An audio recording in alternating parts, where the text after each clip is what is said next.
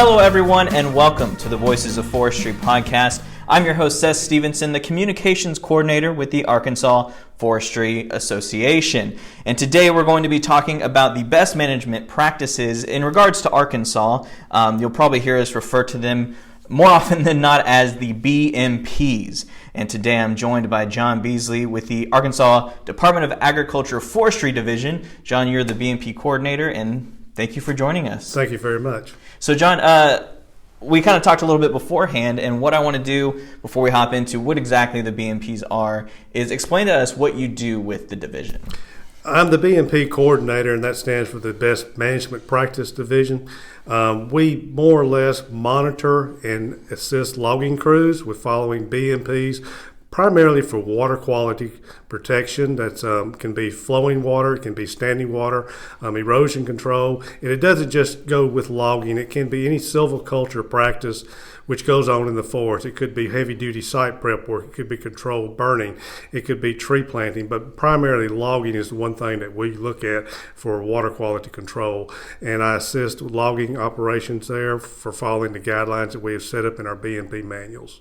And now, the name of what we're talking about kind of says it all. These are best management practices. Right. These are things that the division or the Department of Ag, whichever, if you can correct me, it gives these practices out there and say, hey, this is what you need to do to best forest the land. Is that correct? Right. Those are the guidelines that we have set forth in our BMP manual, which is more or less a booklet that is set up with covering everything from streamside management zones, harvest roads, harvesting procedures, good forestry practices for logging and silviculture operations.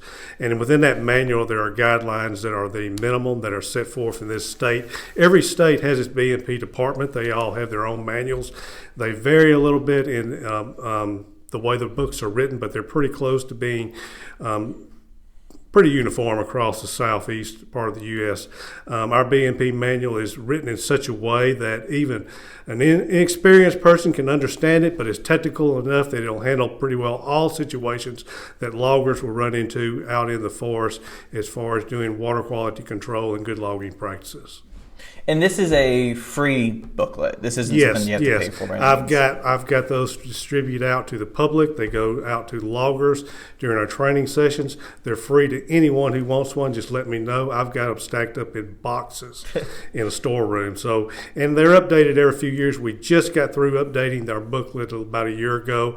Primarily, we did some address changes and phone number changes, but pretty well all the guidelines are the same as they have been in the last few years. And we'll make sure to put some contact info in the description of this episode to get in touch with John if you want a book. We also have it on our website as a PDF if you want to take a look at it there as well. We'll make sure we get those links out to you guys.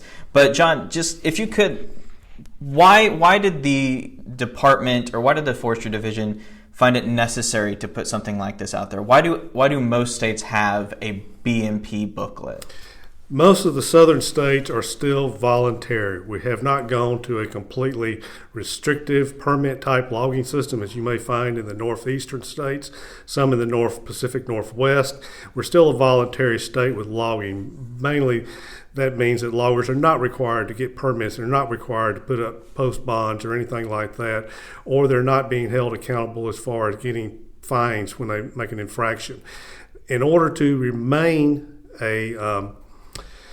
in order to remain a voluntary state, we've got to follow several guidelines. We've got to show we're making progress. We show that in our implementation reports and everything, that we do our monitoring. And in order for loggers to follow these guidelines, it keeps us in compliance where we're not being put into a situation where logging is going to be put completely regulatory. That would just transform into lower stumpage prices for the landowner, which is something we do not need now. It would put a lot more expense on logging, which is definitely something we do not need now. So as long as our loggers are willing to follow these guidelines, and they are, because they have made tremendous improvements over the last decade at least, as long as they're willing to follow these guidelines and we can show we're making progress in following BMPs, we can remain a non-regulatory type voluntary system with our logging. And I know that's been a big thing that we here at AFA have discussed, is being voluntary and not having the regulations that some other places may have. And again, you say that these are all voluntary, but know that there are ramifications if they're not followed, correct? Right. If occasionally this happens, if a mistake happens or intentional, and it's really an impairment to a certain water body, it can go before ADEQ. There could be, if things are not corrected, there could be fines leveled, but that rarely ever happens. Our loggers are doing a really good job of keeping on their toes and keeping up with what they're doing and correcting their mistakes as they go. So you mentioned loggers a bit. Is this primarily for loggers, or do landowners need to take a look at this as well, or who is this aimed at in general? Well, loggers, as far as BMPs are followed, loggers make up the large part of the tracts that I look at, but it's not aimed just to them. Private landowners need to be aware of BMPs when they're doing work on their property, for the simple fact it takes care of their property. You simply wouldn't want to hire a contractor who came in and just did a sloppy work and left everything. It's not just with logging, but like I said, with prescribed burning, with site prep work, building forest roads, building access roads, following the proper BMP guidelines helps to control erosion and protect water quality too. So it's something that not only the industry has to be aware of, it's something that the private landowner needs to be aware of. And we're seeing a little bit of a shortfall there in some of our small non-industrial private landowners because they're just not aware of BMPs like they should be. So we're trying to get that information out more to those non-industrial smaller landowners and those small mom and pop loggers who may not be in a third-party certification program. They may not be working on the large tracts where BMPs are strictly enforced from companies like Weyerhaeuser, but the smaller landowners, the smaller loggers still need to be aware of these guidelines and follow them. So in regards to what you do as the BMP coordinator, has that been a big part of your job, is getting the word out there, getting people familiar with the BMP guidebook? Yes, we primarily do that through our logger training. That program goes through the Arkansas Timber Producers Association. We team up with them to do logger training throughout the year. This past year, a monkey wrench got thrown in everything, and we're in the process now, especially over at ATPA, they're in the process of doing some virtual training, setting that up. I was able to get some small in-person groups outside training done last year. In fact, I got one done this year, just last week. But hopefully, as time goes on, we'll get back to larger group in-person training where we can pass out material, meet and talk in large groups. This past year, everything kind of got put on hold. We were able to hardly get any training done with the AFA, with their landowners programs. With that offers us a chance to get that material out to the private landowner. Hopefully things will get back to normal where we can get back in the swing of things and get that material out there better. So from your standpoint, I know this BMP's, it's part of your job title. It's your job. But what exactly do you tell landowners? I'm not sure how many landowners you work with, a whole lot, but what do you tell landowners concerning the BMPs? What is it that you want them to know about these best management practices? Mostly everything you need to find out about BMPs are found in our BMP guidebook. If a logger or a private landowner follow those guidelines, they're not going to have a problem with BMP non-compliance. Occasionally things happen where you can get a 6-inch rain overnight and undo all the good work you've done. You've just got to back up, take out that handbook, look at it, figure out a practical, cost-effective way to correct the problem and go at it. A lot of times, especially in the last couple of years, we've had problems with getting things corrected due to the weather. Everybody knows the amount of rainfall we've had, especially in South Arkansas, and it's compounded the problem with getting good BMP work done. But we still have to keep at it. Mainly I try to convey to the private landowners, this is your property. You want to take care of it. So if you follow these guidelines, you'll have a better timber sale, as well as the next timber sale will be a whole lot better too, because a logger's not going to have to come back in and fix the problems that weren't corrected earlier. So it's kind of a fix the problem as you go.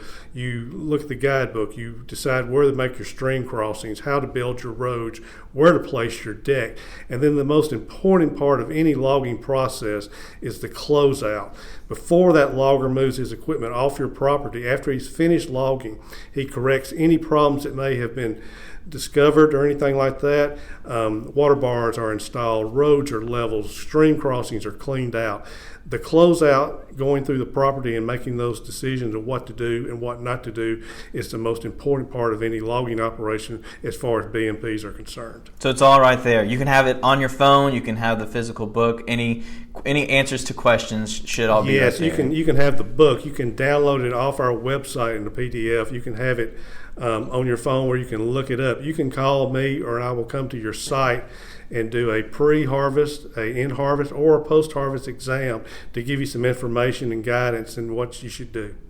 So how often is this book updated? I know you guys said you had a recent update to the book, but that was mainly just kind of some small minutia things. Yeah, the last update was mainly to change some addresses and phone numbers because we moved some offices around, and there were some photographs that were changed out. But basically, the book has stayed in place for the last decade or so. Since I'm not sure when. I know I've got one of the old blue books at the office there, and that's back when I first started to work. We went under the old blue book before we went to this new book, which is a colored-wise version, and it's a lot more detailed. But like I said, the book is written on.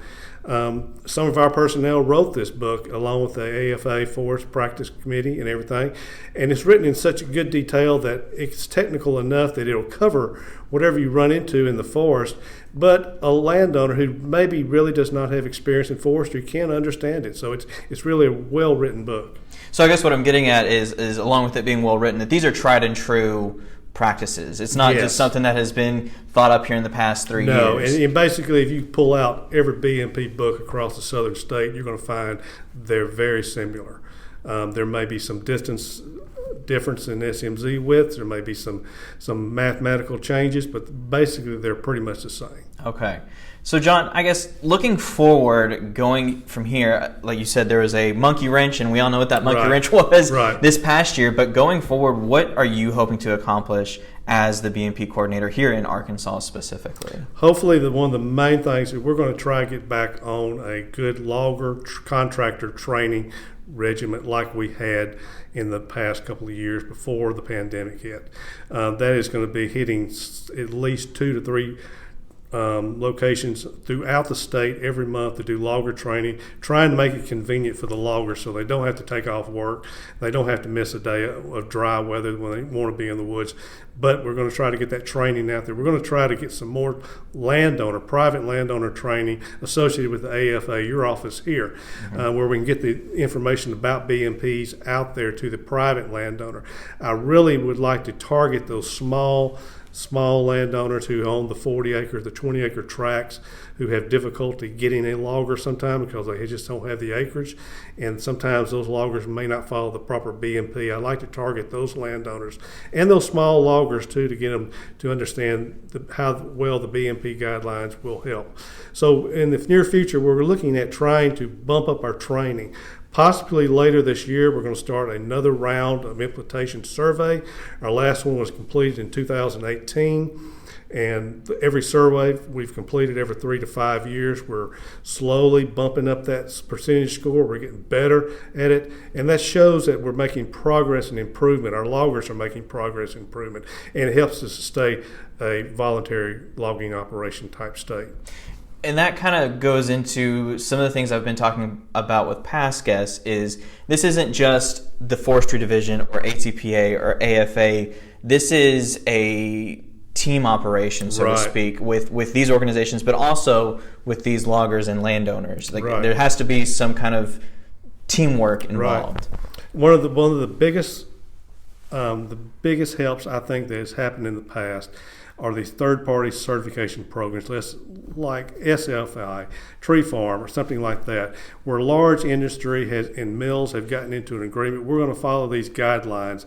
Well, it's caused the loggers to say we're going to have to follow these guidelines if we're going to get contracts to work on these places. So whenever I do audits of these tracts, I find that they're very good in compliance, and part of that is they are doing their best to stay in compliance with these third-party certification programs that have come in place.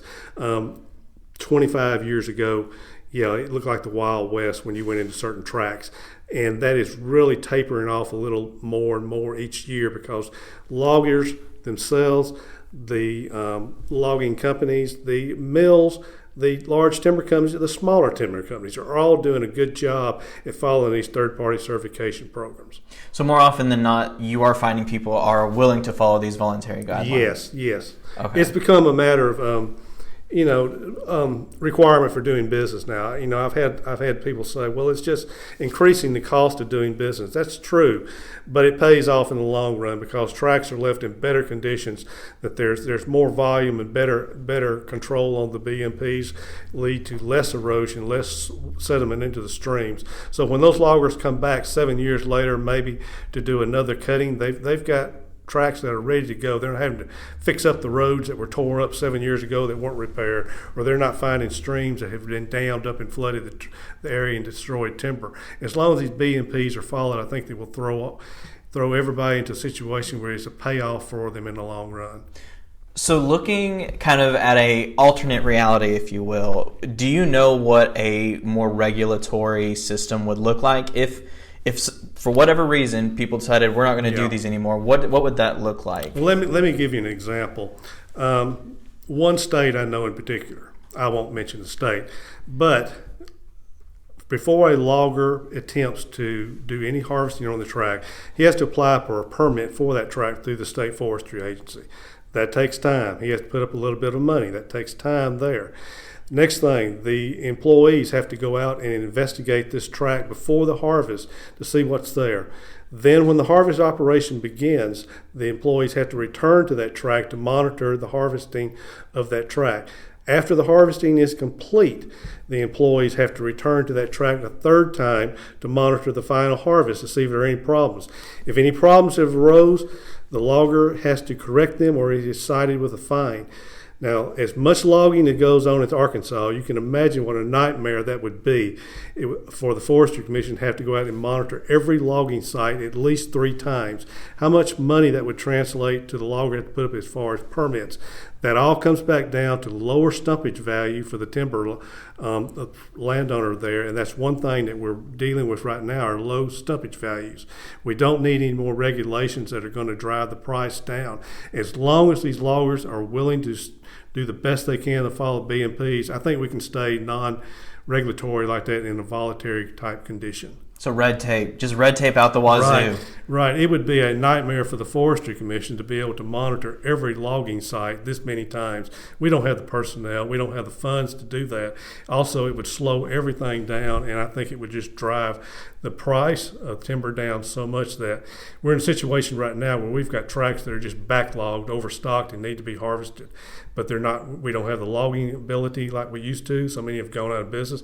One thing is we don't have the mills that we used to. So we've got a lot of tracts that need to be harvested right now. We really don't need to slow that down. So kind of taking a step backwards real quick, in regards to last year, have you seen any, I know the education wasn't quite what you guys had hoped, but did you guys see any, degradation may be the right word, I'm not sure, but any issues with people following BMPs last year? No, a lot of the third-party certification programs, they gave some exemptions for some of their loggers to not be able to get their training they're required, to postpone it, to use other methods in training.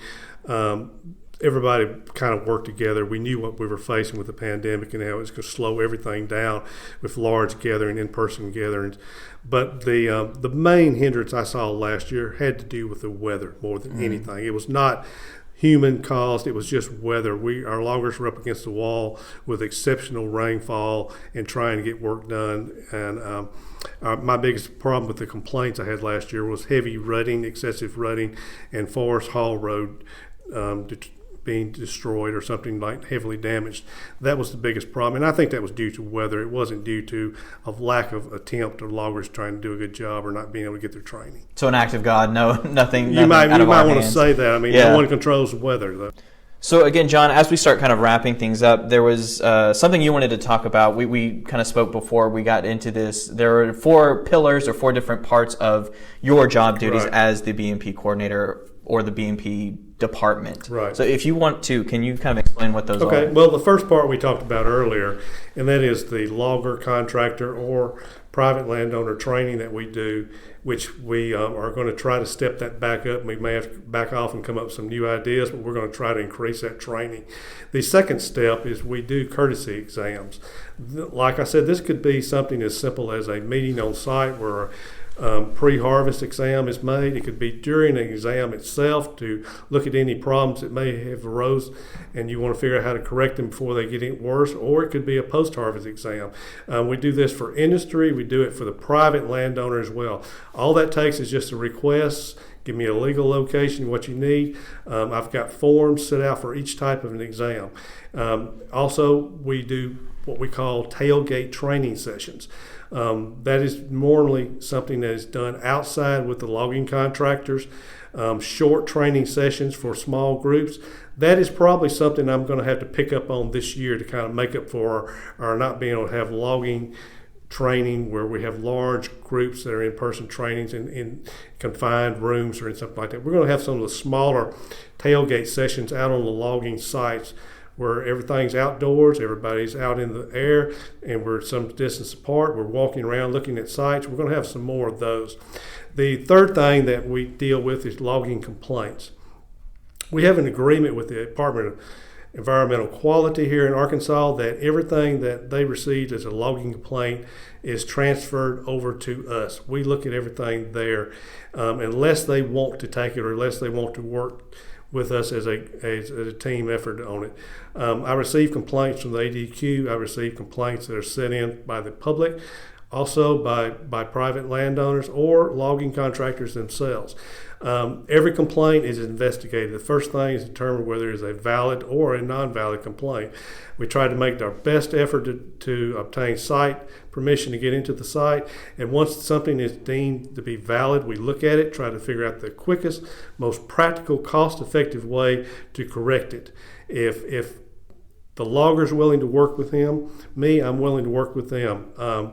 If we get to a point where there is not a correction made that needs to be made, a requirement may be sent to the AFA Forest Practice Committee or the SIC Committee in the state to request the logger, the contractor, comply with our request for making repair work.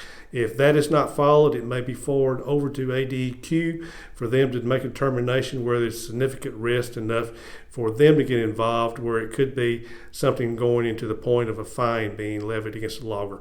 We hardly ever get to that point, and that is because the loggers are willing to work with me on this as long as I'm willing to be reasonable. And I found that our biggest hindrance has always been, once again, the weather. Mm-hmm. Loggers need to get things done, and sometimes you try to do things when it's too wet, you make a bigger problem. So we have to kind of work around the weather with that. Our last thing is our implementation survey. We finished the last one, like I said, back in 2018. We're going to start another one this year. We're going to monitor sites statewide. I think the last survey we picked up about 237 sites. Over the course of several months, we're going to monitor sites statewide. We're going to come up with an overall percentage rating. I believe our last survey we got up to 93%. We've been climbing a little bit every survey. I don't see any reason that this one won't be a slight improvement. We're going to look at everything such as streamside management zones, haul roads, harvesting procedure, regeneration type work, and we're going to look at all these sites across the state and then break it down by the geographical region, the type of harvesting, and then we'll produce a report at the end of that that'll be out for the public or for the EPA to look at. So this kind of brings up something I hadn't even thought about is, yes, these are voluntary practices, but there is a sense of self-regulation amongst the community that needs to be taken into account so that we don't get to a point where a bigger regulation comes into play. Right. If a logger decided he wanted to cut all the trees down along the Strawberry River and pull a skidder up there and dump oil right there at the bank, that's considered significant risk. You're not going to run across too many loggers who are going to do something like this. But as long as he's willing to follow the guidelines in that BMP book. The guidelines also that are set out by the company he's cutting for, because some of these companies have a little bit tighter regulations even than what we do in our BMP guidebooks. They have a little bit longer width on their SMZs, especially in the Ouachita's and the Ozarks. But as long as the loggers follow these guidelines, I feel that we'll be able to stay in a type of situation where we are now, where we're not having federal regulations coming in or state regulations that are putting restraints on the logger and causing, an increase in the amount of doing business. So for those that are familiar with the BMPs and they see something that might not be quite right, do they contact you or the department? Okay. Yes, and, I get a lot, and I can pretty well make a determination over the phone where it's a valid or non-valid complaint. But regardless, I look at it anyway. A lot of times you look at a brand new logging operation, even if it's done completely right, it looks bad. It looks bad to the public. Anytime you go in and move soil around, take out trees, it's going to look bad. Mother Nature heals that over time. But really, when you get down and looking at things closely, you'll find out that the BMPs were followed by the logger. It may not look like that from a highway. It may not look like that to the general public that may not have knowledge of forestry, but we're going to look at those sites if the request is made and make a determination whether there was a BMP non-compliance or something like that. It is such a shock to see trees in a spot that you drive by maybe every single day or every week or something. Then like that, it's just bare. Right. And that is a bit of a hard pill for some people to swallow. But these BMPs are there to make sure things regrow and the land is and we've gotten very good at replanting and restocking trees, almost to the point that we've got some stands now that are overstocked. We planted a lot of trees in the 80s when I first started work with the commission, and we were planning on doing a lot of harvesting. Some of that tapered off, and now we've got some overstocked stands that are really in need of harvesting because we're setting ourselves up for probably problems down the line with southern pine beetle, with wildfires, with drought. So we've got some stands that really need to be looked at and dealt with, and proper BMPs put into those stands during harvesting. All right. Well, John, thank you so much for joining me today. I know we had to get our schedules kind of lined up, but I appreciate you making a trip down to visit with me. I guess we'll have some contact information for John, like I said, in the description of this episode. So if you want to get your own BMP manual, a physical copy, you can get in touch with him. Or if you have any other questions, you can shoot him an email or give him a call. But thank you again, John. Thank you very much. Awesome. Well, thank you guys for giving us another listen. We really appreciate it. As always, we want to give a special shout out to Rob McCormick / some guy named Rob for the use of our theme song, The Same Love. That's off of his album, The Folkster. You can find more of his music on Spotify, and we'll also have a link to his personal website as well in the description of this episode. And if you want more information about the Arkansas Forestry Association, you can visit arkforest.org. That's ARKFORESTS.org. Thank you again for joining us. We'll be back next month with another topic and another guest. As always, thank you for giving us a listen. I've been your host, Seth Stevenson. Have a good one.